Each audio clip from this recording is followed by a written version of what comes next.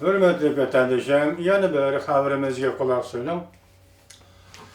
Ölüm yetim intayın eğer. Torbeti haberlerde Kazakıstan'da cüngolukla hücumga uçurdu mavzulu haber 7. ayının 13. günü Doğu Torbeti'de ilan kılındı.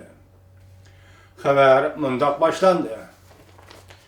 Türkiye'de elip berilgan cüngoluk karşı namayış, cüngoluk sayahatçılarının yarlanğanlıqıga ait vakalar tarqılıp, bir neçə gün ötmeyle 7. ayının 8. günü Kazakıstan'ın Aqtoqay vilayetinde yerli xalqla saqçılar bilen birleşip cüngoluklarga zorballık bilen hücum qılıp ölüm yetim eğir bolgan bir hadise yüz berdi. Xabarda mundaq ko'rsatildi. Cüngolukni nişan qilgan bu zo'ravonlik vaqasida 11 nafar kishi o'ldi. 3 nafar kishi izdireksiz g'oyib bo'ldi. 7 nafar kishi og'ir yaralandı. 100'den ortiq kishi yengil yaralandı. Beydo'nun xabarda cüngoluklarning qalaymi qallışıp ketken yataklarının suratları ve yer üstündeki kan dağları ko'rsatildi. Xitoy hukumati bu yerga yardarlarni qutuldirish uchun tikuvchar aeroplan avatdi. Bilishimizcha deb boshlaydi xabarda. Aqto'qay viloyatida cüngoluklar Jungo'ning rangli metal şirketining ishchilari bo'lishi kerak.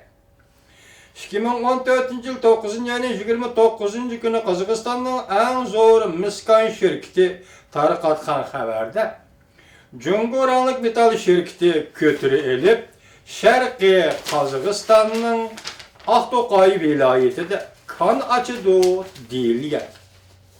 Aqtoqay miskanı dünya boyunca zor tipli kallanın biri.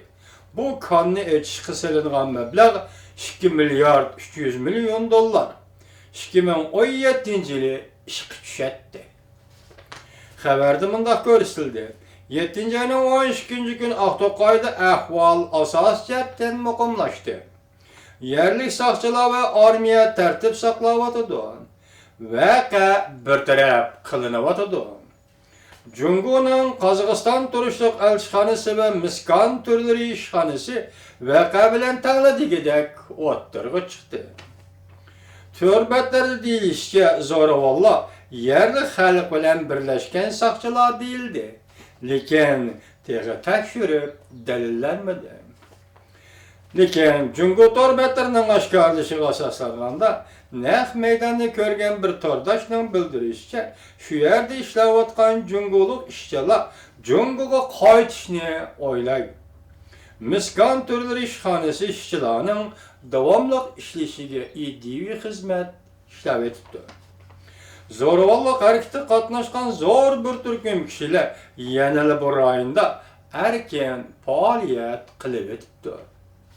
Uningdan boshqa ko'rsatilishicha, yerlik saqchilar naq maydonda tartib saqlagan bo'lsa-mu, zo'ravonlarga hech qanday tadbir ishlatmagan. Aksicha Jungoluk ishchilarni nazorat qilgan. Hozirgacha Qozog'iston taraf yoki Jungo taraf vaqa to'g'risida hech qanday inkos bildirmagan.